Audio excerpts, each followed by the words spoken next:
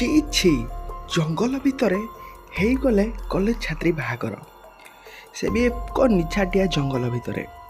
ହଁ ବନ୍ଧୁଗଣ, ଭିଡ଼ିଓଟା ଆପଣଙ୍କୁ ଆଶ୍ଚର୍ଯ୍ୟ ଲାଗିପାରେ। ଘଟିଛି ଏପରି ଆମ ଓଡ଼ିଶାରେ ଆଶ୍ଚର୍ଯ୍ୟକର ଘଟଣା। ତ ଚାଲନ୍ତୁ ଦେଖିବା କେମିତି ସେ ନିଛାଟିଆ ଜଙ୍ଗଲରେ ବାହାଘର ହୋଇଗଲେ ପ୍ରେମୀ ଯୁଗଳ।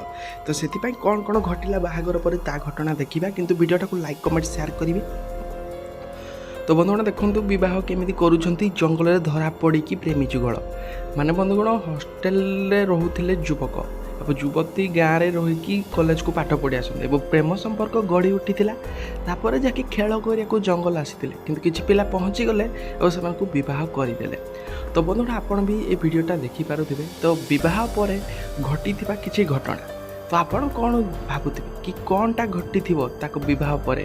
ତ ଆପଣଙ୍କୁ ନିହାତି କମେଣ୍ଟରେ ଲେଖିବାକୁ ପଡ଼ିବ।